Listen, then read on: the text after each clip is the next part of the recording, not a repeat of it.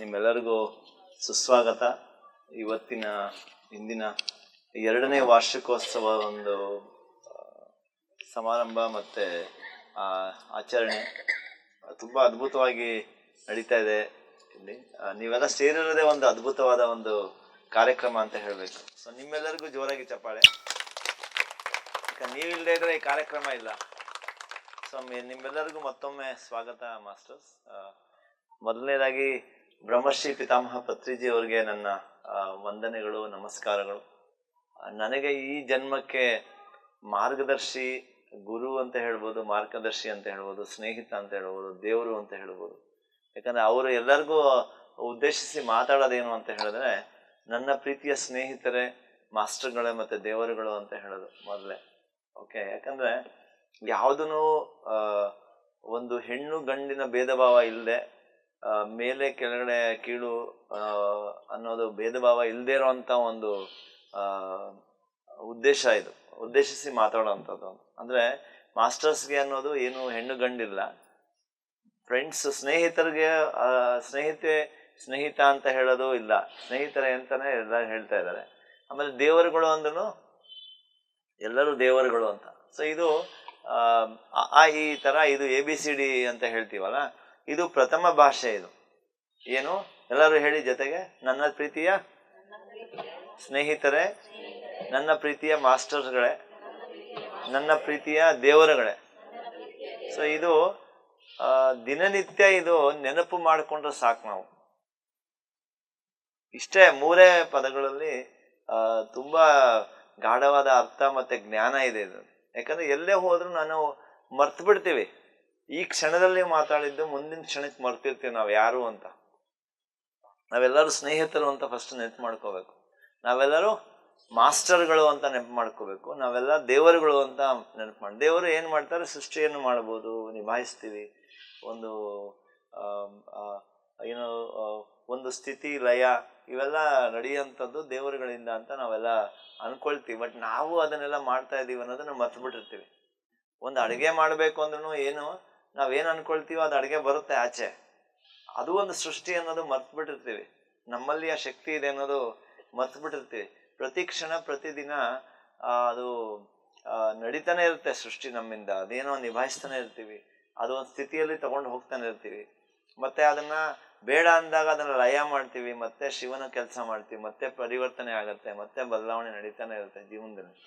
ಯಾವುದೂ ಶಾಶ್ವತ ಅನ್ನೋದು ಏನು ಇಲ್ವೇ ಇಲ್ಲ. ಎಲ್ಲ ಪ್ರತಿದಿನ ಪ್ರತಿ ಕ್ಷಣ ಪರಿವರ್ತನೆ ನಡೀತಾನೆ ಇರುತ್ತೆ, ಸೃಷ್ಟಿ ಆಗ್ತಾನೆ ಇರುತ್ತೆ. ಅದು ಒಂದು ಸ್ವಲ್ಪ ಸಮಯ ಅದು ಒಂದು ಕಡೆ ನಿಂತ್ಕೊಳ್ಳುತ್ತೆ, ಮತ್ತೆ ಚಲನೆ ಆಗತ್ತೆ, ಮತ್ತೆ ಪರಿವರ್ತನೆ ಆಗತ್ತೆ, ಮತ್ತೆ ಸೃಷ್ಟಿ ಆಗತ್ತೆ. ಇದು ದಿನನಿತ್ಯದ ಒಂದು ಕಾರ್ಯ. ನಾವೆಲ್ಲ ಮಾಡ್ತಾ ಇದ್ದೀವಿ, ಬಟ್ ನಮಗೆ ಗೊತ್ತಿಲ್ಲದೆ ಅಜ್ಞಾನದಲ್ಲಿ ಮಾಡ್ತಾ ಇದ್ದೀವಿ. ಅರಿವಿನಿಂದ ನಾವು ಸೃಷ್ಟಿ ಮಾಡ್ತಾ ಇಲ್ಲ, ಅರಿವಿನಿಂದ ನಾವು ನಡ್ಕೊಳ್ತಾ ಇಲ್ಲ. ಸೊ ಇವೆಲ್ಲ ನಮ್ಮ ಪಿರಮಿಡ್ ಸ್ಪಿರಿಚುವಲ್ ಸೊಸೈಟೀಸ್ ಮೂಮೆಂಟ್ನ ಮುಖ್ಯ ಒಂದು ಲಾಭ ಅಂತ ಹೇಳಿದ್ರೆ, ನಾವೆಲ್ಲ ಅರಿವಿನಿಂದ ಸೃಷ್ಟಿ ಮಾಡುವಂಥ ಮಾಸ್ಟರ್ಸ್ ಆಗ್ತೀವಿ. ಸೊ ಎಲ್ಲರಿಗೂ ಜೋರಾಗಿ ಚಪ್ಪಾಳೆ.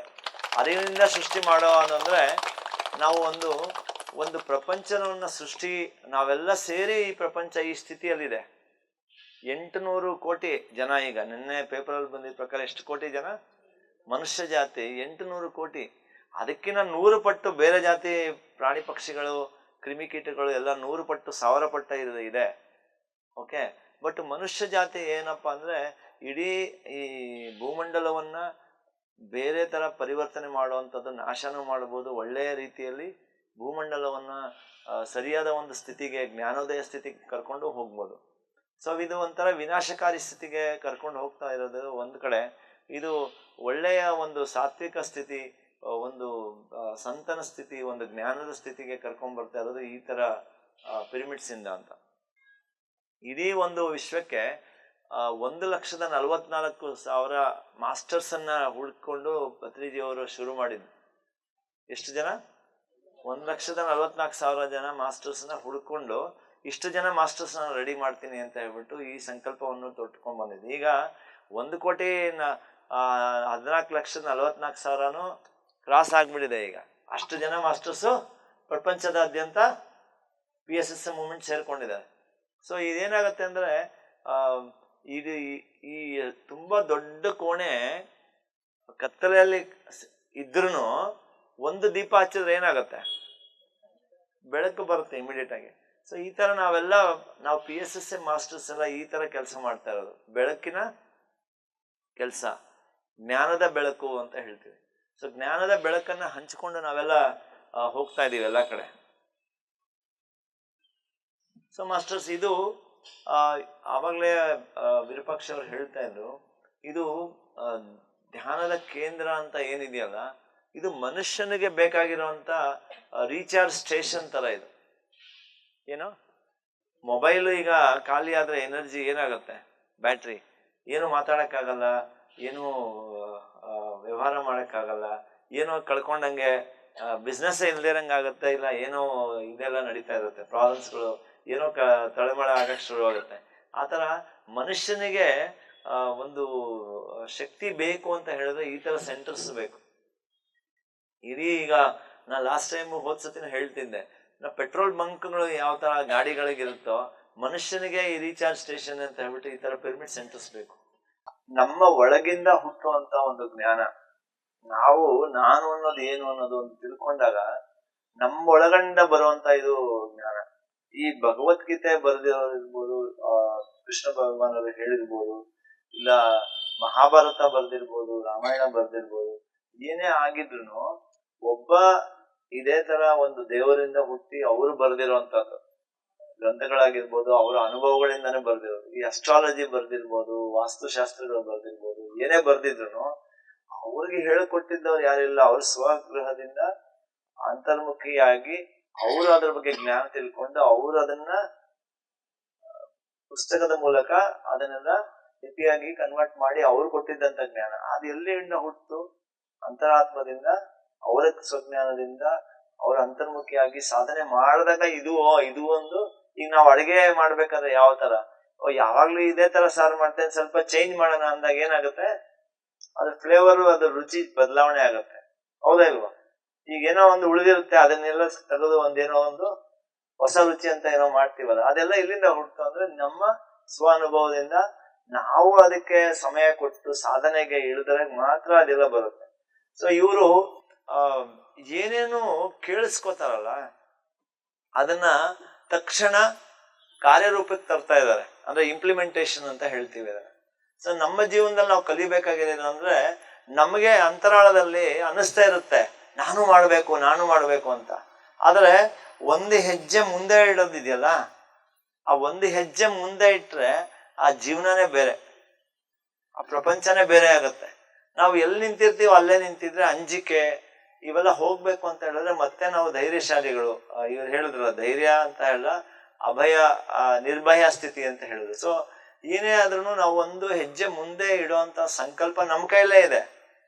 ಇಡೀ ಈ ಜನ್ಮ ಅಲ್ಲ, 10 ಜನ್ಮ ಬಂದ್ರು ನಾವು ಏನು ಮಾಡದೇನೋ ಇರ್ಬೋದು. ಈ ಜನ್ಮನೇ ನಾನು ಎಲ್ಲ ಸಾಧನೆ ಮಾಡಿ ಎಲ್ಲ ರಂಗದಲ್ಲಿ ನಾನು ಓಡಾಡ್ತೀನಿ, ಎಲ್ಲ ರಂಗದಲ್ಲಿ ನಾನು ಕೆಲಸ ಮಾಡ್ತೀನಿ ಅನ್ನೋದು ಬೇರೆ ತರ.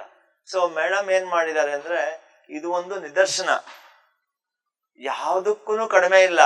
ಹೇಳಿದ್ರಲ್ಲ, ಒಂದು ಜೀವನ ನಾವು 3 ಹೊತ್ತು ಊಟ ಮಾಡೋದು, ನಿದ್ದೆ ಮಾಡೋದಕ್ಕೆ ಏನಿಲ್ಲ, ಮನೆ ಒಂದು ಚಾವಣಿ ಇಲ್ಲದೆ ಇದ್ರೂ ಜೀವನ ಮಾಡ್ತಾರೆ ಎಲ್ಲರೂ, ಹೌದಾ ಇಲ್ವಾ?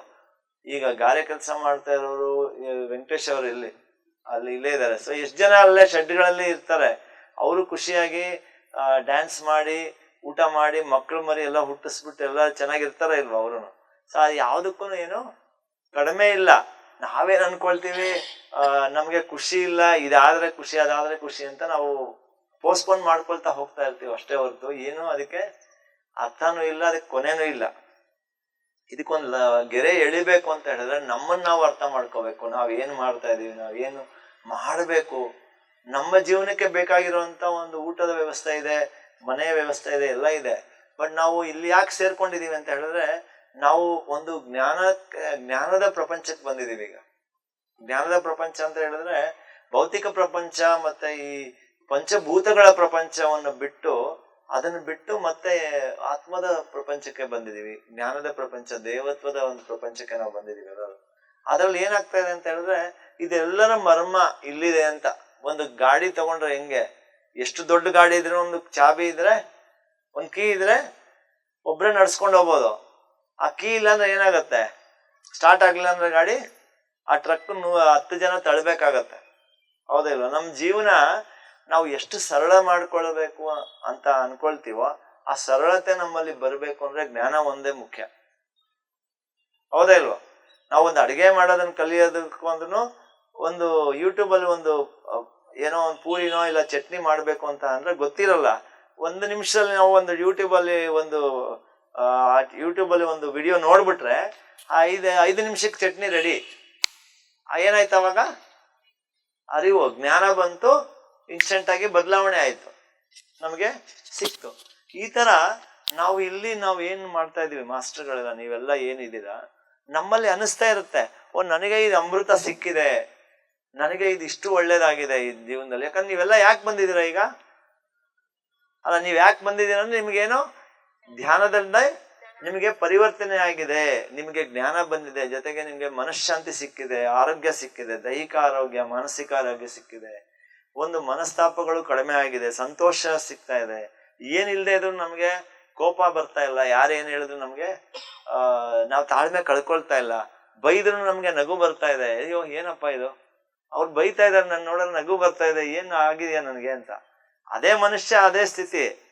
ಬಟ್ ಹಿಂದೆ ಬೇರೆ ಏನಾದ್ರು ಬೈದಾಡಿದ್ರೆ ಕಪಾಳ ಮೋಕ್ಷ ಆಗ್ತಾ ಇತ್ತು, ಈಗ ಬೈತಾ ಇದ್ರೆ ನಗು ಬರ್ತಾ ಇದೆ. ಏನೋ ಆಗ್ತಾ ಇದೆಯಲ್ಲ ಪರಿವರ್ತನೆ. ಅದೇ ವ್ಯಕ್ತಿ, ಅದೇ ಮನುಷ್ಯ, ಅದೇ ಇವರು. ಸೊ ಇದೇನ್ ಬದಲಾವಣೆ ಆಗ್ತಾ ಇದೆ. ಸೊ ಇದೆಲ್ಲ ನೀವೆಲ್ಲ ಯಾಕೆ ಬಂದಿದ್ದೀರಾ ಅಂದ್ರೆ, ನಿಮ್ಮ ಜೀವನದಲ್ಲಿ ಈ ಪರಿವರ್ತನೆ ಆಗಿದೆ. ಸೊ ಇಂಥ ಕೇಂದ್ರಗಳು ನಮ್ಗೆಲ್ಲರಿಗೂ ಬೇಕು. ನೀವೆಲ್ಲ ಕೈ ಜೋಡಿಸಿದ್ದೀರಾ. ಈ ತರ ಕೇಂದ್ರಗಳೇ ಮಾಡಬೇಕು ಅನ್ನೋದು ಅಲ್ಲ ಮುಖ್ಯ. ಈಗ ಹೇಳಿದ್ರಲ್ಲ, ಪಾರ್ಕ್ಗಳಲ್ಲಿ ಯಾಕಂದ್ರೆ ಎಕ್ಸ್ಪೆರಿಮೆಂಟ್ ಮಾಡಬೇಕು, ಪ್ರಯೋಗಗಳು ಮಾಡಬೇಕು ಅಂತ ಹೇಳಿದ್ರೆ, ನಮಗೆ ಸಿಕ್ಕಿರೋಂತ ಒಂದು ಅಮೃತ ಬೇರೆಯವ್ರಿಗೂ ಹಂಚಬೇಕು ಅನ್ನೋದೊಂದು ಒಂದು ಮನಸ್ಸಿನ ಸಂಕಲ್ಪ. ನೀವು ಕೇಂದ್ರ ಕಟ್ಟಬೇಕು ಅಂತಾನೆ ಅಲ್ಲ. ನಾವು ಹೇಳೋದೇನು ಅಂತ ಹೇಳಿದ್ರೆ, ಈಗ ನೀವು ಬಸ್ಸಲ್ಲಿ ಹೋಗ್ತಾ ಇರ್ತೀರಾ, ಬಸ್ ಪಕ್ಕ ಅಕ್ಕಪಕ್ಕ ಕೂತಿರೋರಿಗೆ ಹೇಳ್ಬೋದಲ್ವಾ? ಸೊ ಅಂಜಿಕೆಯಿಂದ ಆಚೆ ಬರ್ಬೇಕು, ಮಾತಾಡೋ ಅಷ್ಟು ಒಂದು ಸ್ಪಷ್ಟತೆ ಸಾಕು, ಸರಳವಾಗಿ ಮಾತಾಡಿ. ಅವ್ರಿಗೆ ಹೇಳಿದ್ರಲ್ಲ, ಈಗ ಹೆಂಗ್ ಶುರು ಮಾಡ್ಬೇಕು, ನಿಮ್ 1 ನಿಮಿಷ ಸಿಗ್ಬೋದಾ ಅಂತ ಪರ್ಮಿಷನ್, ಅದು ವಿನಯತೆ. ಏನ್ ಹೇಳಿ, ಒಂದು ವಿನಯವಾಗಿ ಕೇಳ್ಕೊಳ್ಳೋದು. ನೀವು ಫಸ್ಟ್ ಸಮಯ ಕೊಡ್ತೀನಿ ಅಂದ್ರೆ ಆಮೇಲೆ ಮಾತಾಡೋದು. ಅಯ್ಯೋ ಇಲ್ಲ, ನಾನು ನನ್ನ ಪಾಡಿಗೆ ಬಿಟ್ಬಿಡಿ ಅಂದ್ರೆ ಸುಮ್ಮನಿರೋದಷ್ಟೇ. ಸೊ ಏನಾಗತ್ತೆ ಅಂದ್ರೆ, ಈಗ ಅವ್ರು ಹೇಳಿದ್ರಲ್ಲ, ಒಂದು ಬ್ಯಾನರ್ ಹಾಕೊಂಡು ನಾವು ಕೂತ್ಕೊಂಡಾಗ ಪಾರ್ಕಲ್ಲಿ, ಒಂದು ನೀವು ಇಡ್ಲಿ ಅಂಗಡಿ ಮಾಡಿ ಕೂತ್ಕೊಂಡಾಗ, ಅವ್ರು ಯಾರೋ ದೋಸೆ ತಿನ್ನೋರು ಬರಲ್ವಲ್ಲ, ಅಲ್ಲಿ ಯಾರು ಬರ್ತಾರೆ? ಇಡ್ಲಿ ತಿನ್ನೋರೇ ಬರೋದು. ದೋಸೆ ತಿನ್ನೋರು ನಂಗೆ ಬೇಡಪ್ಪ ಅಂದ್ಬಿಟ್ಟು ದೋಸೆ ಅಂಗಡಿಗೆ ಹೋಗ್ತಾರೆ. ಹೌದಾ ಇಲ್ವಾ? ಸೊ ಚಪಾತಿ ಪರೋಟ ತಿನ್ನೋರು ಇನ್ನೊಂದು ಅಂಗಡಿಗೆ ಹೋಗ್ತಾರೆ. ಸೊ ನೀವು ಇಡ್ಲಿ ಹೋಟ್ಲ್ ಅಂದ್ರೆ ಧ್ಯಾನದ ಹೋಟ್ಲ್ ಅಂತ ಹಾಕೊಂಡು ಅಲ್ಲಿ ಕೂತ್ಕೊಂಡಾಗ ಏನಾಗುತ್ತೆ, ಅದಕ್ಕೆ ಬರೋರು 100% ಬರ್ತಾರೆ. ನಮ್ ಕೆಲ್ಸ ಏನು ಅಂದ್ರೆ, ಅಂಗಡಿ ಓಪನ್ ಮಾಡಿ ಇಡ್ಲಿ ಅವನಿಗೆ ಕೇಳಿದ್ರೆ, ಅಯ್ಯೋ ಯಾಕಯ್ಯ 100 ಇಡ್ಲಿ ಮಾಡ್ತಾ ಇದೀಯ ಅಂದ್ರೆ, ಅವ್ರು ಯಾರೋ ಬರ್ತಾರೆ ಸ್ವಾಮಿ ತಿನ್ನಕ್ಕೆ ಅಂತ ಹೇಳ್ತಾರಲ್ಲ. ಅದೇ ತರನೇ ಧ್ಯಾನದ ಒಂದು ನಾನ್ ಶುರು ಮಾಡ್ತೀನಿ ಅಂತ ಹೇಳಿದಾಗ, ಆಟೋಮೆಟಿಕ್ ಆಗಿ ಧ್ಯಾನ ಕಲಿಯೋರು ನಿಮ್ ಜೊತೆ, ಈ ದುಂಬಿ ಯಾವ ತರ ಹೂವನ್ನ ಹುಡ್ಕೊಂಡು ಹೋಗುತ್ತಲ್ಲ, ಜೇನು ನೊಣಗಳೆಲ್ಲ ಹಿಂಗ್ ಹುಡ್ಕೊಂಡು ಹೋಗುತ್ತೆ, ಆತರ ನನ್ನ ಹೃದಯದಲ್ಲಿ, ನನ್ನ ಮನಸ್ಸಲ್ಲಿ ನಾನು ಸಂಕಲ್ಪ ಮಾಡಿದ್ದೆ ಆದ್ರೆ, ನಾನು ಹೇಳ್ಕೊಡ್ಲಿಕ್ಕೆ ಎಲ್ಲೇ ಒಂದು ಅವಕಾಶ ಇದ್ರು ನಾನು ಹೇಳ್ಕೊಡ್ಲಿಕ್ಕೆ ಸಿದ್ಧವಾಗಿದ್ದೀನಿ ಅಂದಾಗ, ಆ ಅವಕಾಶಗಳು ನಮಗೆ ಹುಡ್ಕೊಂಡು ಬರುತ್ತೆ. ಜೊತೆಗೆ ನಾವೊಂದು ಹೆಜ್ಜೆ ಮುಂದೆ ಹಾಕ್ಬೇಕು. ಈ ಜಗತ್ತಿಗೆ ಬೇಕಾಗಿರೋದೇನು, ಈಗ ಎಲ್ಲರೂ ಜ್ಞಾನಿಗಳಾಗ್ಬೇಕು, ಶಾಕಾಹಾರಿಗಳಾಗ್ಬೇಕು, ಮತ್ತೆ ಹಿಂಸೆ ಬಿಡಬೇಕು, ಮತ್ತೆ ಎಲ್ಲರೂ ಧ್ಯಾನ ಜಗತ್ತಿಗೆ ಬರಬೇಕು, ಪಿರಮಿಡ್ ಜಗತ್ತಾಗ್ಬೇಕು ಅನ್ನೋ ನಮ್ಮ ಸಂಕಲ್ಪ. PSSM ಪತ್ರಿಜಿಯವರು ನಮ್ಮೆಲ್ಲರ ಸಂಕಲ್ಪ. ಯಾಕಂದ್ರೆ ನಾವು ಇಲ್ಲಿ ಜೀವನವನ್ನ ನೋಡಿದೀವಿ. ಈ ಜೀವನ ಎಷ್ಟು ಅದ್ಭುತವಾಗಿರೋ ಜೀವನ ನಮಗೆ ಸಿಕ್ಕಿರುವಂತದ್ದು. ಎಂತ ಒಳ್ಳೆಯ ಅವಕಾಶ, ಒಂದು ಮನುಷ್ಯನ ಜನ್ಮ ಸಿಕ್ಕಿದೆ, ದೈವದ ಬಗ್ಗೆ ಅರಿವು ಸಿಕ್ಕಿದೆ ಅಂತ ಹೇಳಿದ್ರೆ, ಅದ್ಭುತವಾದ ಒಂದು ಜೀವನಕ್ಕೆ ನಾವು ಕಾಲಿಟ್ಟಿದೀವಿ ಈಗ. ಹೌದಾ ಇಲ್ವಾ ಮಾಸ್ಟರ್ಸ್? ಸೊ ನೀವೆಲ್ಲರನ್ನು ಆಲ್ರೆಡಿ ಎಲ್ಲಿರೋ ಮಾಸ್ಟರ್ಸ್ ಅಲ್ಲಿ ನಾನು ನೋಡ್ತಾ ಇದ್ದಂಗೆಲ್ಲ ಧ್ಯಾನ ಪ್ರಚಾರಕ್ಕೆ ಬಂದಿದ್ದೀರಾ. ಬಟ್ ಇನ್ನೂ ಆ ಅಂಜಿಕೆ ಬಿಡಬೇಕು. ಒಂದೊಂದು ನಿಮಿಷಕ್ಕೂ ನಾವು ಅದನ್ನ ಬಳಸ್ಕೋಬೇಕು. 24 ಗಂಟೆಗಳು ನಮಗ್ ಸಿಕ್ಕಿರೋದು 24 ಕ್ಯಾರೆಟ್ ಚಿನ್ನ ಇದ್ದಂಗೆ. ಅದು ಮಿಲಿಗ್ರಾಮ್ ಅಲ್ಲಿ ಗ್ರಾಮ್ ಅಲ್ಲಿ ಅಂದ್ರೆ 1 ಸೆಕೆಂಡು 1 ನಿಮಿಷಕ್ಕೂ ಬೆಲೆ ಕಟ್ಟಬೇಕು ನಾವು. ಏನ್ ಮಾಡ್ತಾ ಇದೀನಿ, ನನ್ನ ದೃಷ್ಟಿ ಎಲ್ಲಿದೆ, ಮನಸ್ಸಿನ ದೃಷ್ಟಿ ಮತ್ತೆ ನನ್ನ ಏನು ಕಣ್ಣಿನ ದೃಷ್ಟಿ. ಮನಸ್ಸು ಅಂದ್ರೆ ಈ 3ನೇ ಕಣ್ಣು ಅಂತ ಇಟ್ಕೊಳ್ಳಿ. ಒಳ ಮನಸ್ಸು ಅಂತ ಹೇಳ್ತಾ ಇರುತ್ತೆ, ಏನೋ ಮಾಡ್ತಾ ಇರುತ್ತೆ, ಅದೆಲ್ಲೋ ಓಡಾಡ್ತಾ ಇರುತ್ತೆ, ಏನೋ ಯೋಚನೆ ಮಾಡ್ತಾ ಇರುತ್ತೆ, ಏನೋ ವಿಚಾರಗಳು ಬರ್ತಾ ಇರುತ್ತೆ. ಆ ವಿಚಾರಗಳು ಎಲ್ಲೆಲ್ಲಿ ಹೋಗ್ತಾ ಇದೆ ಅದಕ್ಕೆಲ್ಲ ಕಡಿವಾಣ ಹಾಕೋದು, ಅದು ಧ್ಯಾನದಿಂದ ಸಾಧ್ಯ. ಆಮೇಲೆ ಕಣ್ಣಿನ ದೃಷ್ಟಿ, ನಾವು ಇಲ್ಲಿ ನೋಡ್ತಾ ಇರೋದನ್ನ ಅದನ್ನೇ ಅರಿವು ಮಾಡ್ಕೊಂಡು ಗಮನ ಮಾಡ್ಕೊಂಡು ಏನ್ ನೋಡ್ಬೇಕು, ಏನ್ ನೋಡ್ಬಾರ್ದು, ಯಾರನ್ನ ಭೇಟಿ ಮಾಡ್ಬೇಕು, ಏನ್ ಮಾಡ್ಬೇಕು, ಎಲ್ಲವನ್ನ ಮಾಡ್ಕೊಳ್ತಾ ನಮ್ಮ ಜೀವನದಲ್ಲಿ ಎಷ್ಟೇ ಸಬೂಬುಗಳು ನಾವು ಹೇಳ್ಬೋದು. ಅಯ್ಯೋ ನನಗೆ ಆಗಲ್ಲಪ್ಪ. ಈ ನಿಮ್ಮಲ್ಲಿ ಇಲ್ಲಿರೋರೆಲ್ಲ ಸಮಯ ಸಿಕ್ಕಿದಾಗೆಲ್ಲ ಧ್ಯಾನ ಎಷ್ಟು ಜನ ಮಾಡ್ತೀರಾ? ಸಮಯ ಸಿಕ್ಕಿದಾಗೆಲ್ಲ ಧ್ಯಾನ ಎಷ್ಟು ಜನ ಮಾಡ್ತೀರಾ? ಓಕೆ, ಅಂದ್ರೆ ಅವರು ಸ್ವಸಾಧನೆಯಿಂದ ಮಾತ್ರ ಬಂದಿದೆ ಅಷ್ಟೇ ಹೊರತು ಸುಮ್ಮನೆ ಅಂಗಡಿಯಿಂದ ಕೊಂಡ್ಕೊಂಡ್ ಬಂದಿಲ್ಲ. ಅವರು ಕೊಂಡ್ಕೊಂಡ್ ಬಂದ್ರ ನೀವು? ಅಂಗಡಿಯಲ್ಲಿ ಸಿಕ್ತಾ? ಸೊ ಅನುಭವ ಮತ್ತೆ ಅರಿವು ಅನ್ನೋದಿದೆಯಲ್ಲ, ಇದಕ್ಕೆ ನಮ್ಮ ಸಮಯ ಬೇಕು ಮತ್ತೆ ಶ್ರಮ ಬೇಕು, ನಮ್ಗೆ ಅದಕ್ಕೆ ಸಾಧನೆ ಬೇಕು. ಸಮಯನು ಬಂಡವಾಳ. ಈಗ ನೀವು ಅಡುಗೆ ಮಾಡ್ಬೇಕಂದ್ರೆ ಉಪ್ಪು ಖಾರ ಹುಳಿ ಎಲ್ಲ ಹಾಕಿ ಒಂದು ಒಳ್ಳೆ ಸ್ವಾದಿಷ್ಟವಾದ ಭೋಜನ ಮಾಡ್ತೀವಲ್ಲ, ನಾನು ಒಂದು ಉತ್ಕೃಷ್ಟವಾದ ವ್ಯಕ್ತಿ ಮತ್ತೆ ಒಂದು ವ್ಯಕ್ತಿತ್ವ ಪಡ್ಕೋಬೇಕು ಅಂತ ಹೇಳಿದ್ರೆ ನಾನು ಸಾಧನೆಗೆ ಸಮಯ ಕೊಡಬೇಕು. ನಾನು ಚೆನ್ನಾಗಿ ಸದೃಢವಾಗಿ ಮನಸ್ಸಿನ ಆರೋಗ್ಯ ದೈಹಿಕ ಆರೋಗ್ಯ ನಾನು ಚೆನ್ನಾಗಿ ಹೊಂದ್ಕೊಳ್ಳೋದಕ್ಕೆ ಏನ್ ನಾವು ಮಾಡ್ಕೊಳ್ತೀವಿ, ಆವಾಗ ನಾನು 100 ಜನ ಅಲ್ಲ 1,00,000 ಜನಕ್ಕೂ ನಾವು ನೋಡ್ಕೋಬಹುದು. ಇಲ್ಲಾಂದ್ರೆ ಏನಾಗುತ್ತೆ, ನಾನು ಸಮಾಜಕ್ಕೆ ಒಂದು ಬೇನೆ ಆಗ್ಬಿಡ್ತೀನಿ, ಭಾರ ಆಗ್ಬಿಡ್ತೀವಿ. ನನ್ನನ್ನು ನೋಡ್ಕೊಳ್ಳೋರು ಬೇರೆಯವ್ರು ಬರ್ಬೇಕಾಗತ್ತೆ. ಅದಕ್ಕೆ ಧ್ಯಾನಕ್ಕೆ ಸಮಯ ಕೊಟ್ಟು, ಅದು ಚಿನ್ನದಂತ ಸಮಯ, ಅದು ಧ್ಯಾನಕ್ಕೆ ಸಮಯ ಕೊಡಬೇಕು. ಜೊತೆಗೆ ಒಂದು ಹಾಳೆ ಆದ್ರೂ ಪತ್ರಿಜಿಯವರ ಏನು ಮೂಲಭೂತ ಸೂತ್ರಗಳು, ಮೊದಲನೇದಾಗಿ ನಾನು ಧ್ಯಾನ ಮಾಡೋದು ಸ್ವಧರ್ಮ. ದಿನನಿತ್ಯ ನಾವು ದೇಹವನ್ನು ಶುದ್ಧಿ ಮಾಡ್ಕೊಳ್ತೀವಿ, ಕಸ ಗುಡಿಸ್ತೀವಿ. ಈ ಎಲ್ಲ ಮಾಡ್ಸೋದಕ್ಕೆ ಉತ್ತೇಜನ ಕೊಡೋದು ಶಕ್ತಿ ಇದೆಯಲ್ಲ, ಈ ಮನಸ್ಸಿನ ಶಕ್ತಿ. ಈ ಮನಸ್ಸಿನ ಈ ಮನಸ್ಸಲ್ಲಿ ಏನು ಉಳುಮೆ ಮಾಡ್ತೀವಿ, ಮನಸ್ಸು ಒಂದು ಮೈದಾನ ಇದ್ದಂಗೆ. ಮನಸ್ಸಲ್ಲಿ ಏನು ಉಳುಮೆ ಮಾಡಿ ಬೀಜ ಬಿತ್ತನೆ ಮಾಡ್ತೀವೋ, ಕಸ ಗುಡಿಸ್ಬೇಕು ಅಂದ್ರೆ ಒಂದು ಮನಸ್ಸಲ್ಲಿ ಅನ್ಕೊಂಡ್ರೆ ಒಂದು ಬೀಜ, ಅವಾಗ ಕಸ ಗುಡಿಸೋದು. ಅದು ದೇಹಕ್ಕೆ ಕಂಟ್ರೋಲ್ ಮಾಡುತ್ತೆ. ದೇಹ ಮನಸ್ಸಿನ ಗುಲಾಮ ಅಂತ. ಸೊ ಆ ಥರ ಒಂದೊಂದು ಕಾರ್ಯಗಳು ಒಂದೊಂದು ಆಲೋಚನೆಗೂ ನಮ್ಮ ಸಂಕಲ್ಪದ ಅರಿವು ನಮಗೆ ಬೇಕು. ಸೊ ಅದಕ್ಕೆ ಮನಃಶುದ್ಧಿ ಮಾಡ್ಕೊಳ್ಳೋ ಕೆಲಸ ದಿನ ಮಾಡಬೇಕು. ದೇಹ ಶುದ್ಧಿ ಮಾಡ್ಕೊಳ್ಳಿಲ್ಲ ಅಂದ್ರೂ ಪರವಾಗಿಲ್ಲ, ಒಳ್ಳೆ ಬಟ್ಟೆ ಹಾಕೊಳ್ಳಿಲ್ಲ ಅಂದ್ರೂ ಪರವಾಗಿಲ್ಲ, ದಿನನಿತ್ಯ ಶುಭ್ರವಾದ ಮನಸ್ಸಿಂದ ನಾವು ಓಡಾಡಬೇಕು, ಶುಭ್ರವಾದ ಮನಸ್ಸಿಂದ ನಾವು ಜೀವನ ನಡೆಸ್ಬೇಕು. ಈ ಮನಃಶುದ್ಧಿ ಕೆಲಸ ಏನ್ ಮಾಡ್ತೀವಿ, ಧ್ಯಾನಕ್ಕೆ ಸಮಯ ಕೊಡಬೇಕು. ಅದು ತುಂಬಾ ಮುಖ್ಯವಾದ ಗೋಲ್ಡನ್ ಮೂಮೆಂಟ್ಸ್ ಅಂತ ಹೇಳ್ತೀವಿ. ಇದಕ್ಕೆ ನಾವು ಸಮಯ ಕೊಟ್ಟಾಗ ನಮ್ಮ ಮೊಬೈಲ್ ಚಾರ್ಜ್ ಮಾಡಿ ಆಚೆ ಹೋದಂಗೆ ಇಡೀ ದಿನ ನಮಗೆ ಎನರ್ಜಿ ಡೌನ್ ಆಗಲ್ಲ. ಏನೇ ನಮಗೆ ಹೊರಗಿಂದ ಒತ್ತಡಗಳು ಬರ್ಬೋದು, ಯಾರೇ ನಮಗೆ ದೂಷಿಸ್ಬೋದು, ಧೂಳು ಮಣ್ಣು ಗಾಳಿ ಇರ್ಬೋದು, ಏನೇ ಆದ್ರೂ ನಮಗೆ ಒಂದು ಕವಚದ ಕೆಲಸ ಮಾಡುತ್ತೆ. ಅರ್ಥ ಆಯ್ತಲ್ವಾ? ಸೊ ಅದಾದ್ಮೇಲೆ ಬೇಕಾಗಿರೋದೇನು, ಜ್ಞಾನಾರ್ಜನೆ. ಏನು, ಒಂದು ಪುಸ್ತಕವನ್ನಾದ್ರೂ, ಒಂದು ಪೇಜೋ ಇಲ್ಲ ಒಂದು ಚಾಪ್ಟ್ರೋ ಅದು ಓದಬೇಕು. ಹೊಸ ವಿಷಯಗಳನ್ನ, ಏನು ಆಧ್ಯಾತ್ಮಿಕದ ಜ್ಞಾನೋದಯ ಹೊಂದಿದ್ದಂಥ ಮಾಸ್ಟರ್ಗಳ ಪುಸ್ತಕಗಳನ್ನ ಓದಬೇಕು. ಸಮಯ ಇಲ್ಲ ಅಂದ್ರೆ ಅದೇನಕ್ಕೂ ಬರಲ್ಲ. ಈಗ ಹೇಳಿದ್ನಲ್ಲ, ಸಮಯ ಮಾಡ್ಕೊಂಡು ಧ್ಯಾನ ಮಾಡೋದು ಬೇರೆ, ಆಮೇಲೆ ಸಮಯ ಸಿಕ್ಕಿದಾಗ ಧ್ಯಾನ ಮಾಡೋದು ಬೇರೆ. ಎರಡೂ ತುಂಬಾ ತುಂಬಾ ತುಂಬಾ ವ್ಯತ್ಯಾಸ. ಅದು ಒಬ್ರು ಯಾರೋ ಕೇಳದಂತೆ, ಏನಂದ್ರೆ ನಾನು ಸಿಗರೆಟ್ ಸೇದ್ತಾ ಧ್ಯಾನ ಮಾಡ್ಬೋದಾ ಅಂತ ಕೇಳಿದ್ರೆ 100% ಮಾಡ್ಬೋದು ಅಂತ ಹೇಳಿದಂತೆ. ಆತರ ನಾನು ಧ್ಯಾನ ಮಾಡ್ತಾ ಸಿಗರೆಟ್ ಸೇದ್ಬೋದಾ ಅಂದ್ರೆ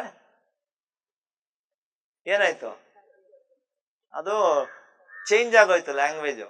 ಧ್ಯಾನ ಮಾಡ್ತಾ ಸಿಗರೆಟ್ ಸೇದಂತೆ, ಇಲ್ಲ ಸಿಗರೆಟ್ ಸೇದ್ತಾ ಧ್ಯಾನ ಮಾಡ್ಬೋದಂದ್ರೆ ಅಂದ್ರೆ ಎರಡೂ ಅದೇ ಸ್ಥಿತಿಗತಿಗಳಾದ್ರೂ ಅದರ ಅರ್ಥ ಬೇರೆ ತರ ಆಗತ್ತೆ. ಆ ಥರ ನಾವು ಸಮಯ ಸಿಕ್ಕಿದಾಗ ಧ್ಯಾನ ಮಾಡೋದು ಬೇರೆ, ಸಮಯ ಅದಕ್ಕೆ ಅಂತ ನಾವು ಮೀಸಲಾಗಿಟ್ಟು ಧ್ಯಾನ ಮಾಡೋದು ಬೇರೆ. ನನಗೆ ಇದು ಪ್ರಥಮ ಕಾರ್ಯ, ನಾನು ಒಂದು ವ್ಯಕ್ತಿತ್ವ ಚೆನ್ನಾಗಿರ್ಬೇಕು, ನನ್ನ ಶುಭ್ರತೆ ಕಾಪಾಡ್ಕೋಬೇಕು, ನನ್ನ ಇದು ಶಕ್ತಿಯ ಕವಚವನ್ನು ನಾನು ಯಾವಾಗ್ಲೂ ಪ್ರಬಲವಾಗಿ ಇಟ್ಕೋಬೇಕು, ನನಗೇನು ಹೊರಗಡೆ ನಮ್ಗೆ ಪ್ರಚೋದಿಸಬಾರ್ದು, ನನ್ನ ಜೀವನದಲ್ಲಿ ಏನು ಬಂದು ಹೊರಗಿನಿಂದ ಕಂಟ್ರೋಲ್ಸ್ ನಮ್ಗೆ ಬರಬಾರ್ದು, ನನ್ನ ಜೀವನ ನಾನು ಸೃಷ್ಟಿ ಮಾಡ್ಕೋಬೇಕು, ನನ್ನ ಜೀವನ ಹತೋಟಿಗೆ ನಾನು ಇಟ್ಕೋಬೇಕು ಅಂತ ಹೇಳಿದ್ರೆ ನನ್ನ ಸ್ವಧರ್ಮ ಮುಖ್ಯ. ನಾನು ಸದೃಢವಾಗಿ ಆಗ್ಬೇಕು, ನಾನು ಆರೋಗ್ಯಕರವಾಗಿರ್ಬೇಕು. ಇದಕ್ಕೆ ನಮಗ್ ಬೇಕಾಗಿರೋದು ಮುಖ್ಯವಾಗಿ ಎಲ್ಲದಕ್ಕಿಂತ ಮುಖ್ಯವಾಗಿ ದಿನನಿತ್ಯ ನನಗೆ ಬೇಕಾಗಿರುವಂತ ಸಮಯ, ಪರ್ಸನಲ್ ಟೈಮ್ ಅಂತ ಹೇಳ್ತೀವಿ, ಇದು ತುಂಬಾ ಮುಖ್ಯ. ಹೌದಾ ಇಲ್ವಾ? ಸೊ ಇದು ಮಾಡಬೇಕು ಮಾಸ್ಟರ್ಸ್. ಆಮೇಲೆ ಸಜ್ಜನ ಸಾಂಗತ್ಯ, ಈ ತರ ನಾವು ಮಾತಾಡೋದಕ್ಕೆ ಎಲ್ಲೇ ಒಂದು, ಈಗ ಹೇಳಿದ್ರಲ್ಲ, ಅಟ್ಲೀಸ್ಟ್ ಒಂದು 5 ಜನಕ್ಕೆ ಫಾರ್ವರ್ಡ್ ಮಾಡಿ ಮೆಸೇಜು. ಆಮೇಲೆ PMC ಕನ್ನಡಕ್ಕೆ ಸಬ್ಸ್ಕ್ರೈಬ್ ಮಾಡಿಸಿ. ಧ್ಯಾನ ಹೇಳ್ಕೊಡಕ್ಕೆ ಒಬ್ರಿಗಾದ್ರು, ಈಗ ಊಟ ಯಾವ ತರ ನಾವು ಒಬ್ರಿಗೆ ನೀಡಿ ನಾವು ಊಟ ಮಾಡಿ ನಾವು ಊಟ ಮಾಡಬೇಕು ಅಂತ ಒಂದು ಸಂಕಲ್ಪ ಮಾಡ್ತೀವಲ್ಲ, ಮುಂಚಿನ ಕಾಲ ನಮ್ಮ ಸಂಪ್ರದಾಯದಲ್ಲಿ ಏನ್ ಬಂದಿದೆ, ಒಬ್ಬರಿಗೆ ಅನ್ನ ನೀಡಿ ನಾವು ಊಟ ಸೇವನೆ ಮಾಡೋದು. ಇಲ್ಲಾಂದ್ರೆ ಪಕ್ಷಿಗಳಿಗೆ, ಪ್ರಾಣಿ ಪಕ್ಷಿಗಳಿಗೆ ಏನೋ ಒಂದು ಹಾಕ್ಬಿಟ್ಟು ಹಣ್ಣು ತರಕಾರಿ ಇಲ್ಲ ಏನೋ ಒಂದು ನಾವು ಅಡುಗೆ ಮಾಡಿದನ್ನ ಹಾಕಿ ನಾವು ನೀಡಿ ನಾವು ಮಾಡ್ತೀವಲ್ಲ, ಆ ತರ ಧ್ಯಾನವನ್ನ ನೀಡಿ ಧ್ಯಾನದ ಒಂದು ಜ್ಞಾನವನ್ನ ಬೇರೆಯವ್ರಿಗೆ ಒಬ್ರಿಗಾದ್ರೂ ಹಂಚಬೇಕು ಅಂತ ನಾವು ಅನ್ಕೊಂಡಾಗ 1 ವರ್ಷಕ್ಕೆ ಎಷ್ಟು ಜನ ಆದ್ರು? 365 ದಿನ. 365 ಜನ ನಿಮಗೆ ಸೇರ್ಕೊಂಡ್ರು ಸ್ನೇಹಿತರು. ಈಗ ಇವ್ರಿಗೆ ಎಷ್ಟು ಜನ ಇರ್ತಾರೆ ಸ್ನೇಹಿತರು? ನಿಮ್ಗೆ ಎಷ್ಟು ಜನ ಇರ್ತಾರೆ? ನನಗೆ ಎಷ್ಟು ಜನ ಇರ್ತಾರೆ? ಆ ತರ ಪ್ರತಿಯೊಂದು ದಿನಾನೂ ಒಂದು ಸ್ನೇಹಿತನನ್ನ ಕಂಡ್ಕೋಬೇಕು ನಾವು. ಹೌದಾ ಇಲ್ವಾ? ಮಾಡ್ಬೋದಾ ಇಲ್ವಾ? ಇದೆಲ್ಲ ಸರಳ ಸೂತ್ರಗಳು, ತುಂಬಾ ದೊಡ್ಡ ಬೆಟ್ಟ ಎತ್ತಬೇಕು ಅಂತ ಹೇಳ್ತಾ ಇಲ್ಲ. ಎಲ್ಲರೂ ಒಂದು ಹನಿ ಹನಿ ಕೂಡಿದ್ರೆ ಹಳ್ಳವಾಗತ್ತೆ. ಆ ತರ ಈಗ ಒಬ್ಬೊಬ್ರು ನಮ್ಮ ಜವಾಬ್ದಾರಿಯನ್ನು ನಾವು ವಹಿಸ್ಬೇಕು ಮಾಸ್ಟರ್ಸ್. ಜೊತೆಗೆ ನಮಗೆ PMC ಕನ್ನಡ ಏನಾಗಿದೆ, ತುಂಬಾ ಅದ್ಭುತವಾದ ಕೆಲಸ ಮಾಡ್ತಾ ಇದೆ. ಈಗ 1 ಲಕ್ಷ ಸಬ್ಸ್ಕ್ರೈಬರ್ಸ್ ಆಗಿದ್ದಾರೆ. ಎಷ್ಟಾಗಿದ್ದಾರೆ? 1 ಲಕ್ಷ. ಸೊ ಜೋರಾಗಿ ಚಪ್ಪಾಳೆ PMC ಕನ್ನಡ ಚಾನೆಲ್ಗೆ. ಪ್ರತಿದಿನ ಎಲ್ಲರೂ ಹೇಳಿ, PMC ಕನ್ನಡ ಪ್ರತಿದಿನ ಸತ್ಯ ದರ್ಶನ. ಓಕೆ, ಸೊ ಇದು ಕನ್ನಡದಲ್ಲಿ ಎಷ್ಟು ಜನ ಸಬ್ಸ್ಕ್ರೈಬ್ ಮಾಡ್ಕೊಂಡಿದ್ದೀರಾ? ಇಲ್ಲಿ ಎಲ್ಲರೂ ಮಾಡ್ಕೊಂಡಿದ್ದೀರಾ? ಸೊ ಯಾರ್ಯಾರು ಮಾಡ್ಕೊಂಡಿಲ್ವೋ ಅವರೆಲ್ಲರಿಗೂ ಸಬ್ಸ್ಕ್ರೈಬ್ ಮಾಡಿಸಿ, ಆಯ್ತಾ? ಅಲ್ಲಿ ಬರುವಂತ ವಿಡಿಯೋಗಳನ್ನ ಎಲ್ಲರೂ ಹಂಚಿ, ಒಬ್ರಿಗೆ ಫಾರ್ವರ್ಡ್ ಮಾಡಿದ್ರೆ ಅದು ಒಂದು ಎಲ್ಲೋ ಯಾರು ಈಗ ಹೇಳಿದ್ರಲ್ಲ, ಎಲ್ಲೋ ಒಂದ್ ಕಡೆ ಪಾಂಪ್ಲೆಟ್ ಸಿಕ್ತು, ಅದರಿಂದ ಅವ್ರ ಜೀವನನೇ ಬದಲಾವಣೆ ಆಯ್ತು ಅಂತ. ಈಗ ವೆಂಕಟೇಶ್ ಅವ್ರು ನೀವ್ ಹೆಂಗ್ ಬಂದ್ರಿ ಧ್ಯಾನಕ್ಕೆ? ಫ್ರೆಂಡ್ ಮುಖಾಂತರ. ನೋಡಿ, ಅವ್ರಿಗೆ ನಿಮ್ ಫ್ರೆಂಡ್ ಹೆಸರು ಆನಂದ್. ಸೊ ಅವ್ರಿಗೆ ಆನಂದ್ ಅವ್ರಿಗೆ ಜೋರಾಗಿ ಚಪ್ಪಾಳೆ. ಈಗ ಅವರಿಂದ ಈ ಪಿರಮಿಡ್ ಬಂತು. ಈ ಪಿರಮಿಡ್ ಇಂದ ಇನ್ನೆಷ್ಟು ಜನಕ್ಕೆ ಬಂತು? ಹೌದಾ ಇಲ್ವಾ? ಈಗ ಏನ್ ಹೇಳಿದ್ರು, ಒಂದು ಊಟ ನನ್ನ ತಟ್ಟೆಗೆ ಸೇರ್ಬೇಕು ಅಂದ್ರೆ ಒಬ್ಬ ಬೀಜ ಪರಿಷ್ಕರಣೆ ಮಾಡದವರಿಂದ ಹಿಡಿದು, ಆ ರೈತನಿಂದ ಹಿಡಿದು, ಅದನ್ನ ಅಂಗಡಿಗಳಿಗೆ ತಗೊಂಡ್ಬಂದು ಇಲ್ಲಿ ತಂದು ಕೊಡೋವರ್ಗುನು ಒಂದು ಚೈನ್ ಅಂತ ಇರುತ್ತಲ್ಲ, ಎಲ್ಲರಿಗೂ ನಾವು ಕೃತಜ್ಞತೆ ಕೊಡ್ಬೇಕು. ಆತರ ಎಲ್ಲರಿಗೂ ಎದಕ್ಕೂ ಒಂದು ಕಾರಣ ಇರುತ್ತೆ, ಲಿಂಕ್ ಇರುತ್ತೆ. ಸೊ ನಾವು ಇದನ್ನೆಲ್ಲ ಕಂಡುಕೊಳ್ಬೇಕು. ಮುಖ್ಯವಾಗಿ ನಮ್ಮ ಜೀವನವನ್ನ ನಾವು ಸರಿಯಾಗಿ, ನಮ್ಮ ಸಮಯವನ್ನ ಸರಿಯಾಗಿ ಬಳಸ್ಕೋಬೇಕು ಮಾಸ್ಟರ್ಸ್. ಸಮಯ ಇಲ್ಲ ಅನ್ನೋದೆಲ್ಲ ಮೂರ್ಖತನ. ಈಗ ನನಗೇನಾಗಿದೆ, ನಾನು 2009ನೇ ಇಸ್ವಿಯಲ್ಲಿ ನಾನು ಧ್ಯಾನಕ್ಕೆ ಬಂದೆ. ಓಕೆ, ಆ ಕ್ಷಣದಿಂದ, ಆ ವರ್ಷದಿಂದ ಈ ಕ್ಷಣದವರೆಗೂ ನನ್ನ ಜೀವನ ಸಂಪೂರ್ಣವಾಗಿ ಪರಿವರ್ತನೆ ಆಗಿದೆ. 2010ನೇ ಇಸ್ವಿಯಲ್ಲಿ ನನಗೆ ಪುನರ್ಜನ್ಮ ಅಂತ ಹೇಳ್ಬೋದು. ಪುನರ್ಜನ್ಮ ಅಂತ ಹೇಳಿದ್ರೆ ನಾನು ಅದಕ್ಕಿಂತ ಹಿಂದಿನ ವ್ಯಕ್ತಿಯೇ ಬೇರೆ. ಧ್ಯಾನಕ್ಕೆ ಸೇರಿದ ಮೇಲೆ ನಾನು ಸಂಪೂರ್ಣವಾಗಿ ಬದಲಾವಣೆ ಆಗಿರುವಂತ ಒಂದು ವ್ಯಕ್ತಿ ಅಂತ ಹೇಳ್ಬೋದು. ಸೊ ಅದಕ್ಕೆ ಮುಂಚೆ ಎಲ್ಲ ಏನಪ್ಪಾ ಅಂದ್ರೆ, ಏನೇ ಕೆಲಸ ಆಗ್ಲಿಲ್ಲ ಅಂದ್ರೆ ಬೇರೆಯವ್ರನ್ನ ದೂಷಿಸೋದು, ಆಗಿರೋದಕ್ಕೆಲ್ಲ ನನ್ನನ್ನ ಪ್ರಶಂಸಿಸ್ಕೊಳ್ಳೋದು ಅಂತ. ಅಂದ್ರೆ ಏನಂದ್ರೆ, ಎಲ್ಲ ನಾನು ಒಳ್ಳೇದೆಲ್ಲ ನನ್ನಿಂದ, ಕೆಟ್ಟದೆಲ್ಲ ಇನ್ಯಾರೋ ಗೊತ್ತಿಲ್ಲ ಅಂತ. ಆಯ್ತಾ? ಏನೇ ನನಗೆ ಸರಿ ಆಗ್ಲಿಲ್ಲ ಅಂದ್ರೆ ಅವರೆಲ್ಲ ಬೇರೆಯವರು ಅಂತ. ಸೊ ಈಗೇನಾಗಿದೆ, ನಮ್ಮ ಪತ್ರಿಜಿಯವ್ರು ನಮಗೆ ಸಿಕ್ಕಿದ ತಕ್ಷಣ ಏನಾಯ್ತು, ನಿನ್ನ ಜೀವನಕ್ಕೆ ನೀನೇ ಕಾರಣ, ನಿನ್ನ ಜೀವನಕ್ಕೆ ನೀನೇ ಸೃಷ್ಟಿಕರ್ತ. ಒಂದೊಂದು ನಾವು ಮಾಡುವಂತ ಒಂದೊಂದು ವಿಚಾರಕ್ಕೂ ಅದಕ್ಕೆ ಪ್ರತಿಫಲ ಇದೆ. ಅದರ ಮೇಲೆ ಗಮನ ಇಟ್ಕೊಳ್ಳಿ, ಅದರ ಮೇಲೆ ಅರಿವು ಇಟ್ಕೊಳ್ಳಿ. ಧ್ಯಾನ ಸಾಧನೆ ಮಾಡಿದ ತಕ್ಷಣ ಏನಾಯ್ತು, ಸಂಪೂರ್ಣವಾಗಿ ಬದಲಾವಣೆ ಆಯ್ತು.